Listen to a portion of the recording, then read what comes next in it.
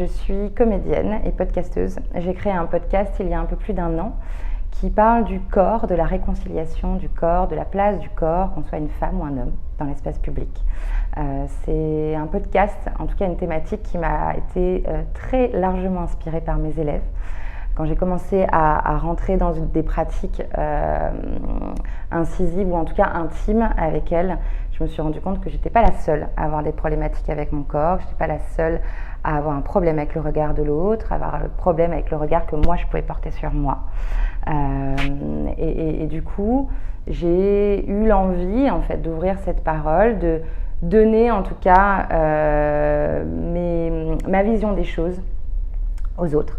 D'offrir une autre parole, un regard. Avec ces femmes, je parle de la place du corps, je parle de comment elles se regardent dans le miroir, de comment elles acceptent ou pas le regard de l'autre sur elles-mêmes, est-ce qu'elles ont des solutions ou pas. On parle de tout ça ensemble pour faire des résonances. Elles m'ont aidée du coup à guérir le mien, donc j'espère que je vais pouvoir aider à apporter en tout cas des choses à d'autres femmes et aussi à d'autres hommes, puisque dans la 2e saison, j'ouvre aussi la parole aux hommes dans cette problématique-là, comme on peut le faire aussi en yoga.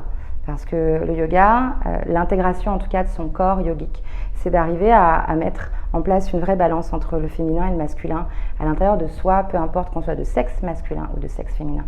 Et pour moi, la solution, elle est là aujourd'hui. Donc, il est important de rassembler et de donner la parole. C'est passé ici, dans cette salle, il y a 3-4 ans. Je me suis inscrite complètement par hasard à un cours d'une femme qui venait des États-Unis pour donner un cours le temps d'un week-end. Je l'ai vue sur une photo avec tatouage partout, les cheveux rouges, et je me suis dit « Ah tiens, intriguant, je vais aller voir ce qui se passe de ce côté-là ». Je suis arrivée, il y avait 50 personnes dans la salle, une espèce de chaleur humaine incroyable, cette même chaleur qu'on connaît tous quand on rentre dans un cours de yoga et qu'on est tous là au même endroit pour faire la même chose, ce qui est assez fou, ce qui nous rassemble. J'étais en posture Tadasana, je crois, et les yeux fermés, elle est arrivée dans la salle. Et au moment où elle est rentrée dans la salle, j'ai mon corps entier qui a vibré, j'ai les larmes qui ont coulé.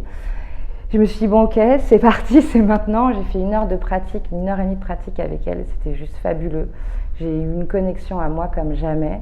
Je suis sortie de là, je lui ai dit, écoute, je ne sais pas ce que tu as fait, ce que tu m'as transmis, mais j'ai envie de faire ça toute ma vie. Elle m'a dit, ok, banco, on y va. Je fais une formation de 200 heures en Louisiane dans 2 mois, suis-moi.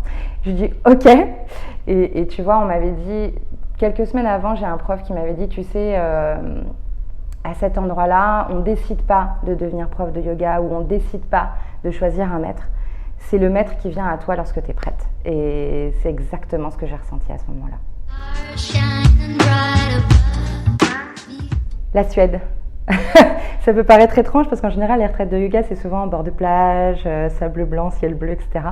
Non, moi, ça se passe en plein milieu de la forêt, au bord d'un lac. Dans une maison tirée d'un film de Wes Anderson en bois, rouge et jaune.